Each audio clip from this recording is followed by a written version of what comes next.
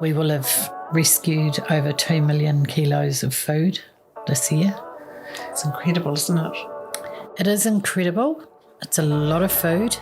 It's a lot of meals, but it's not enough.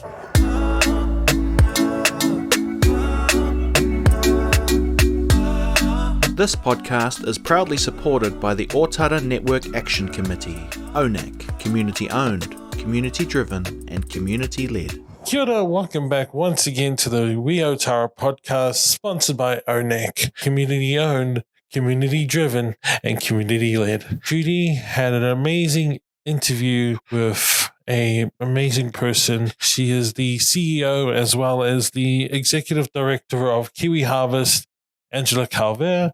These two get into an amazing conversation about the importances of food wastage, how companies are going by certain dates that are food that have been in their stock and pretty much been thrown out, but there should be some laws by that. What if this food is still good? What if this food can still be given out to those who needing food? The importance is to give out to those who are in need, and that's a lot of our beautiful people are in this community. So we go through that as well as other bits and pieces in terms of how organizations should handle their stock in terms of distributing it back out to the community.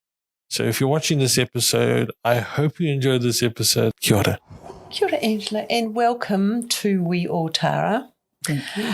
A little bit about what we're trying to do here, just to give you some background, is that this is a podcast we set up to record local people or people that are working locally for this community, because we felt that the stories of Ōtara weren't being told, and nobody knew much about what was going on here, apart from the fact we had a lot of guns and a lot of gangs, and it's so much more than that. And your organisation at KiwiHarvest is absolutely fundamental in daily life here. But before we talk about that, what I'd really like you to do is talk to us a bit about who is Angela. Well, firstly, thanks for having me. Really appreciate all the work that you do in the community.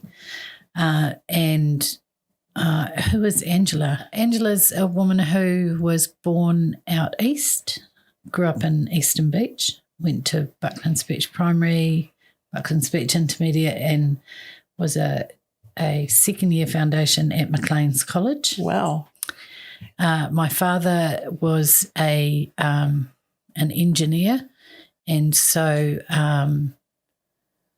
he spent most of his days working in East Tamaki, and the Flying Jug was his local, and a lot of people he worked with were from the Ōtara area. Started working in his factory when I guess I got a bit whingy about wanting money as a teenager.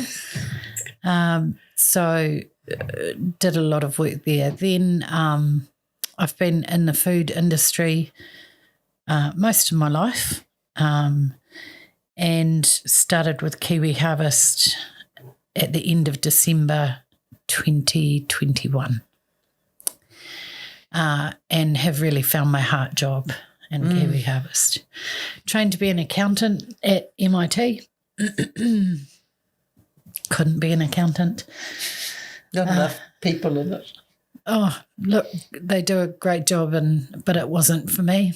So moved into more operations and supply chain, live in Botany, and, work for KiwiHarvest in Highbrook. Very, very invested in the work that we do and the way that we support communities and individuals. So in terms of your philosophy on life, perhaps before we go too much into the KiwiHarvest story. Well, I guess my personal values sit around integrity and honesty. And I've had a lot of death in my life in the last 10 odd years. It's all my people that have left. And so I stress about different things than I did 10 years ago. I go to work to everyone, unless you win the lotto or, you've got the big trust fund, we all have to work. Working with a purpose makes a difference to my day. I don't think I could ever go back to a profit-driven company again. Yeah. So I feel so much like that. Yeah. Yeah. Yeah. If you need to feel moved to tears in your daily job is such a gift. It is a gift. To be and to go home with your cup full from knowing that you've made a difference in people's lives is a way to lead a life with integrity and truth, which comes back to my values. So yeah. Integrity and truth, and I think back to the organisation that we met in the car park in your early days. And I can't even remember how we even got onto KiwiHarvest really, but when we first met was a couple of containers in a car park at Ellerslie. Yeah. And Deborah Manning, her dream, I guess. I thought she was a woman I was in law school with till we became friends on Facebook. No, it wasn't Facebook, LinkedIn. It wasn't the same Deborah Manning at all. But we've admired the growth. And I think something I was saying to you just before we were talking was that whole idea of hiring people that get it. That's the point too, isn't it? We've got it, so now we need to hire people that have got it and work with other people that have got it so that they're part of their own story. Sure, yeah. Well, we're having a team that are invested in and believe in what we're doing is key. I mean, KiwiHarvest is coming up to its 11th year anniversary. Wow. Started in Dunedin by Deb, who wanted to provide more to the world, wanted more, wanted to leave something to make a difference. And so she started in the back of her car, picked up a few kilos from the supermarket and dropped it off to a women's refuge. We have just come to the end of our financial year. We will have rescued over 2 million kilos of food this year. It's incredible, isn't it? It is incredible. It's a lot of food. It's a lot of meals, but it's not enough. No. So we are planning to double that in the next few years. And even by doubling it, we won't be addressing the huge amount of food waste that is occurring in New Zealand. Yeah. So we've got a ways to go. And, of course, to grow, as you know, and to provide service, it costs money. So we're out there hunting for how we can provide the money for that growth. So tell me about because that's something I've wondered about, the infrastructure behind food rescue. So I know that Foodstuffs are great supporters because we see the packaging labelling on what we get. But is there some legislative requirement for food to be rescued rather than dumped? Not at this stage. There has been a change to the Food Act so that food manufacturers have immunity from prosecution should something occur with their food once they have given it to a registered food rescue. So the Food Act, the food manufacturers, food retailers used to be responsible for the food through the length of its supply chain.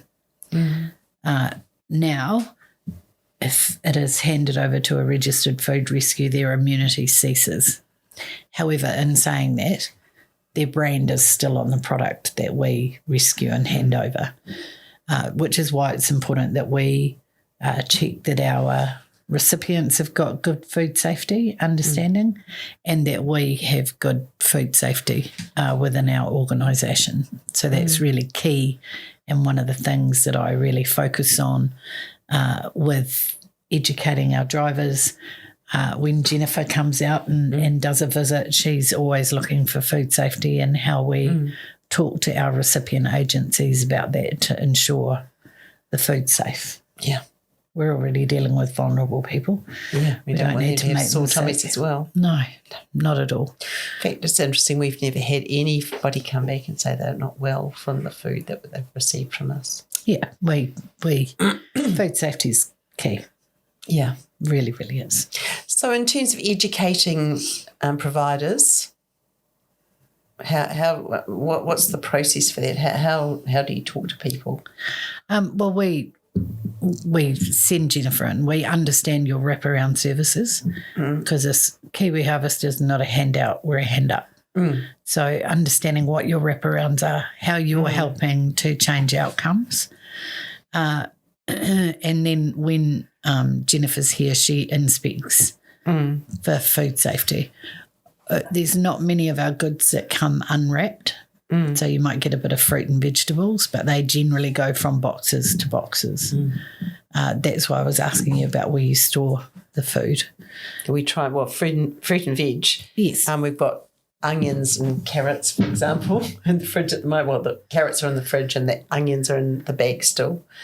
And just because they were left over from Friday and we seem to have an awful lot of carrots on Friday and I don't want to push food out that's not going to go out.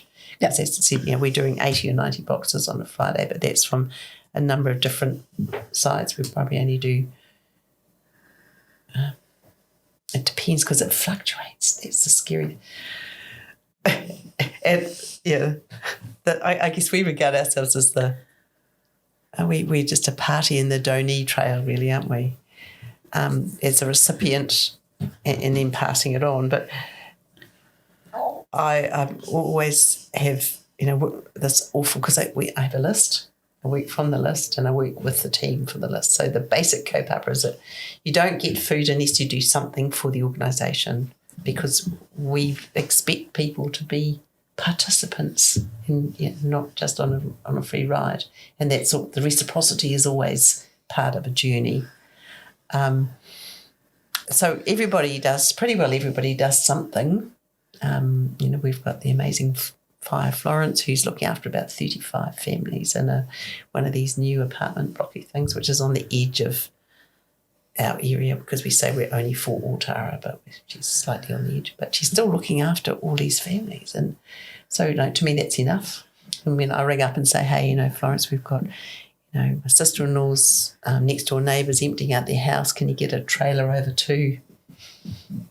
And give her an address, and she turns up and picks it up and takes it and rehomes everything. Nice. But she also comes and, I always say, come and be the last person here to pick up on a food day, and she would normally only come on a Friday, but it means that because I'm never quite sure about who may not turn up or who might turn up that I wasn't expecting, or yes. Anyway, so it's always good because I always try and have a few. Can we stop this so I can get rid of? Oh, that's yours. It's mine. Oh, it's yours. Okay. That's not me. So I'm going to turn mine off actually. Mine was on silent. So yeah, mine's on silent too, but I did think it was me. Yeah. Anyway. No, lucky it wasn't me. I was just watching the time. Okay, that's good. Jess going to give me a 10. So we can cut that up, the middle part. Yeah. Okay, so we're just talking about that example of people. So do you want to, we'll just start. Just keep going. Is that urgent? Turned it off now. Sorry. So yeah, the managing what comes in. So we are really fortunate in that but it also balances the ebbs and the flows, that we get food from two other sources. One is a city mission and the other one's another provider, but not someone receiving from you guys. Anyway, we won't talk too much about them.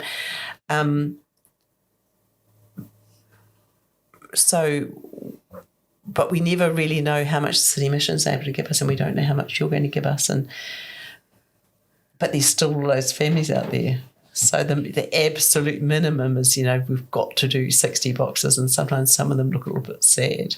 So if we've got like carrots in the fridge or some onions in a bag, that's great. And we hang on to some of the things that obviously the shelf-stable stuff, not shelf-stable, the things like nappies, and so we can like backfill with nappies and cleaners and things like that. So it works. It does work quite well. I just need to get my storage systems worked out. It's on my husband's list of things to do. Nice. I think so. He's thrilled by that. So is there some legislation coming around? Because I really did think, I remember back in my student days, and which were a bit before yours, but same, I'm sure nothing really changed, wasn't it? People used to talk about dumpster diving, and they'd go and grab, food and vegetables out of skips. And I don't even know if that still goes on. It does. It does. Because it is actually illegal, isn't it? They trespass people. Yeah. And so are people trespassed? Mm-hmm. Yeah. So the Office of the Prime Minister's Chief Science Advisor, Dame Juliet Gerard, and her team are looking at food waste in New Zealand. So same team that did the plastic bags. Excellent. So they got outputs. So they did. Yeah. So they've written 2 reports. They're about to issue their 3rd. Yeah. And then post that and post consultation, I would say we will see legislation. I'm hopeful that we will. At a minimum, that each food business should have a rescue partner.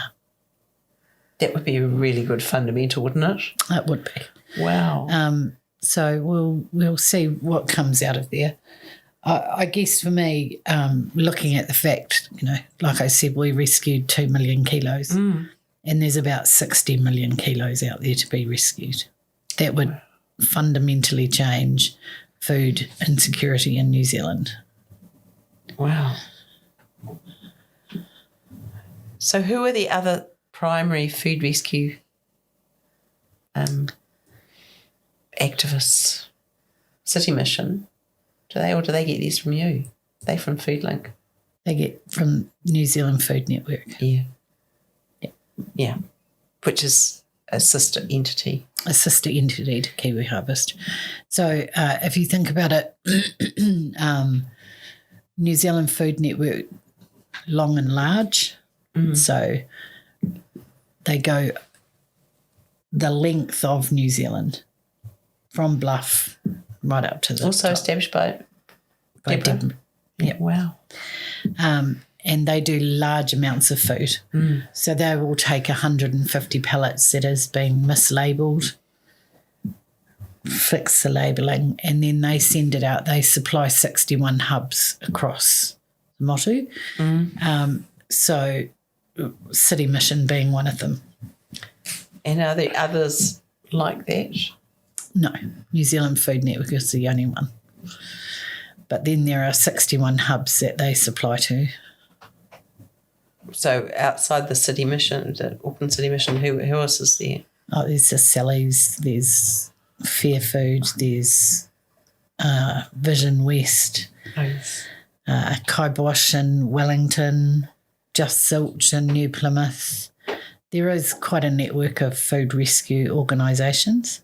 They can all be found on AFRA's website, which is Aotearoa Food Rescue Alliance.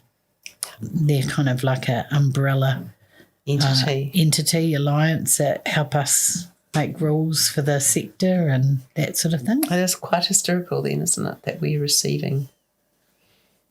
Yeah, that's making an awful lot of sense. Well, KiwiHarvest, we tend to, so New Zealand Food Network, long and large, KiwiHarvest, short and small. So we go small distances from our bases, service our local communities, and we will do small amounts of food. So we'll go to a supermarket and pick up 5 kgs of produce. And what we tend to do is every day we load up from what's in the warehouse. We'll go collect, drop, collect, drop, and go back to base empty. So KiwiHarvest has got 5 branches, if that's what you were going to ask. 2 in Auckland, Highbrook and North Shore, Yeah. Queenstown, Invercargill and Dunedin. So not Wellington because Kibosh is big enough. Yeah. So that's like a market, a considered There's- market there's- equity kind of model, was it? Equity, but Well, availability model perhaps. availability, but also, you have to set up a charity and to find the money to purchase the infrastructure and get a lease. And so it's always considered where we would go, looking at what other food rescues are there. There's also KCA in Wellington. I think there's one other. So Okay. I mean, it starts, it's not something I understood before. I did understand, Vision West, I've got a cousin that was working with food with them for a long time. And when we were first starting to set up, lovely KiwiHarvest story actually was Belinda when she left. So was there a crossover or was she already gone when you arrived? I met her. You did, yeah. I wrote her a note to say, because she was the one that established us, and I wrote her a note when she was leaving just to say how much we'd appreciated, her hard work in the education process, I suppose, of how and why and when and, all the things that weren't actually driven by the community. And she said, Judy, I'll never forget the first time I dropped off food to you and you cried. And I think the abundance, that's the magic of the abundance, which is, it's the miracle of what you guys are doing in community. It's a magical thing to happen. That's why I love the food bank days. Are always a nightmare, but goodness me, when you see it pouring in the door, it's incredible. And don't often feel compelled to, I don't feel I have to be moved to tears, but it is magical. It is, for sure. Yeah, and to see the joy on people. And Well, as a mum, I think one of the worst things and worst feelings is, and I have had a period in my life where after paying my bills, I had $27 a week left. But if I didn't have enough money to feed my family, the amount of stress, worry, I'd probably make myself sick. So to have your services to not only help alleviate that issue, but also the other services that you provide to try and help move people forward.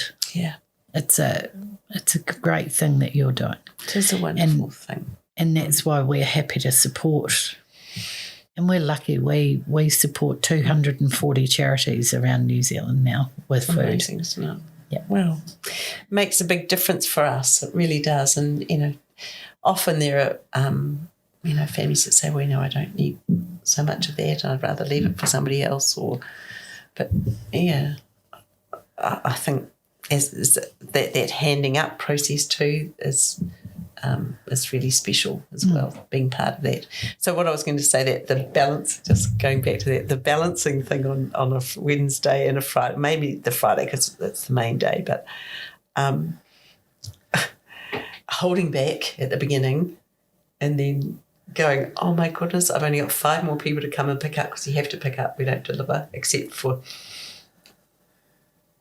team members or will deliver to the group of people, but we don't get involved in delivery. We did at the beginning, and it doesn't help anybody. No, I don't think it helps anybody, but doesn't need to say I'm not a complete court case on a Friday afternoon.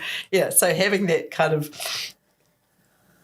somewhere, the gift is turned into, oh my goodness, but then knowing that Florence is going to arrive and she would take as much as we've got because there's all those whānau. And she talks about how children come and see her even after she's taken food to them, and they know that she could always give them an apple. would love some photos of that for my team. I'll ask her. I did send through her saying thank you the other day, a little video clip. Oh, who did you send Friday. it to? I'll have a look when we finish. Shall we do? I'll give you my card and we'll swap. Yes. Okay. Yeah. because it was just a lovely thing, and we've got wonderful photos of big teams of everyone, and I think just looking at Vinny, who's our producer here this morning, in lockdown, because we all turned out during the lockdown because we said we're not standing between our families and food, and everyone in gloves and masks and hilarious photos of us. But I do try and I don't ever want that magic to go away. So I do try on a pretty regular basis when I'm not having my personal nervous breakdown on a Friday, get a few snaps of people. Yeah, that would be great. Yeah. So I just had a look before I came. We've diverted 26,260 kilograms of food that would have gone to landfill to your organisation. Is that over the last 5 years or whatever it is? Or No, this that's year? from 1 April 22 to the 31st of March. So the tax calendar year. And sorry, the number is how many? 26,260 kgs. Okay. That's a really exciting number, isn't it? It's about 75,000 meals. Wow. So we've had some food coming in from some food boxes, which have been, prepared food boxes. And the exciting thing is that none of us, we look at all these ingredients and go, oh, what on earth is that? Or that? Or that? And people look them all up on the internet, because that's what we say, if you don't quite know what it is, check it out on the internet. Yep. And it's... Discover some new flavours. Discover some new ways of dealing with food. Yes. Yeah, for sure. It is really, really exciting, and it sort of puts a whole spin on cooking time for everybody. Yep. Yeah, I think that's been really one of the really exciting side opportunities. So, Andrew, if we talk a little bit now as we're coming to an end about where we're going in the future. So I'm still pretty excited about the 75,000 meals, and you'll be pleased to know that we have children that have learned how to dress hams and make pavlovas thanks to you guys. We did 3 or 4 different Christmas lunches, and now a ham came the other day, which we've saved to the school holiday program. So our newly skilled ham bakers will be able to try it all again. And Excellent. I might have to buy the eggs if we don't get any. But we're determined that we're going to have the kids are going to make pavlovas and things for the lunches. So it is incredible to watch young people learn those cooking skills, but also because one of the things we do, because we're cooking for 3 meals in a day, we make sure that all of the food goes home at the end of the session, at the end of each day. So we're sending the meals that the kids have helped us cook home so that they can share it, whether it's a muffin or some risotto from lunch or a lasagna or stir fries. Stir fries are a big favourite here, because it's, and I think that the skill of learning to cook what you've got in the cupboard, which is, that's how I was brought up. And I think for kids to know that you can do that doesn't have to come from, Mike's Roasts or Big Tang or we've got some amazing takeaways here. It's spectacular, but you can make something just as good with the food that you've got in the cupboard and the food that comes from KiwiHarvest every week, which is pretty... And probably food with a lot less salt, which is problematic for health, and a lot less sugar. Yeah. I'm quite keen to see every school have a school garden. Would be wonderful. And actually go back to some of the fundamentals about food, put home economics back in, because it's incredible how many people don't know how to grow a potato or to cook said potato once it has come out of the ground. What's that dirty thing sitting in the bottom of my food bag? Yeah. And so I think to change outcomes as well, we really need some fundamental changes in our education program. Well, that fits, of course, perfectly with where we're going as an entity as well. Not that we're not trying to be an alternative, but certainly in the school holiday program, we talk about the second M in STEM that everyone's raving on about, but the second M is the mātauranga. So it's the ancient Māori and Pasifika knowledge of how to do those things and what are the rules around them, because the rules-based was all sort of just known and passed on from generation to generation. So as I was saying when we were coming up the stairs, the kids have all learnt how to do waste diversion. And then we've got this amazing compost that we've built, like a whole compost container over a couple of years, that's busting to go somewhere. So we're working with one of our amazing locals who's actually on our board, Sally Pyer, who recently was celebrated in the New Year's Honours. And we're very proud of our very own New Year's Honour recipient. But Sally has, been godfather, fairy godfather to many, many hundreds of kids in this town. And what he's doing at the moment is exactly that kaupapa. He wants every family in Ōtara to have a backyard garden, because everyone's still got a quarter acre section. Most people have. We haven't got the physical infrastructure yet to build high rise, so we've got it for a few more years yet. So we'll be working with the kids to grow vegetables over the next couple of weeks, and I can't wait. We've got compost. Nice. And we've got a wee bit of funding from the local board to grow buy the veg or the seedlings, because we didn't get organised to set them off. So we'll invite you. We'll invite you to a produce thing. It is really exciting. Yeah. And, you can grow potatoes in 3 tyres. You could, in some countries around the world where they had food issues, they just planted all the berms with fruit trees, citrus trees. You can plant the berms with raised gardens and put vegetables in there. Yeah. There's lots of things. Like I say, only way to eat an elephant one bite at a time, right? Yeah. Tyre's a really good start. Yeah. Perhaps we'll go and raise some tyres around the corner. They've had big stacks of them. That would be a jolly good idea, wouldn't it? Yeah. That's really exciting. Maybe that's a really good place to stop. The dream of my tyre, my garden. Yeah. And then we'll get on to the schools once we've shown the kids what to do. Yep. I think sometimes it's just too hard. But, the abundance of food is really, it's Maslow said it was one of the most important things. It is on the hierarchy. Yeah. And, if there's no food, there's a lot of stress. And, New Zealand produces enough food to feed 40 million people. Should feed our people at home first. It should. 15% of kids in food poverty is a disgusting stat. Yeah, KiwiHarvest are very proud of what we do. We're always, as I said, we're on a growth mission. So we're always looking for more food donors, more funding donors, more volunteers.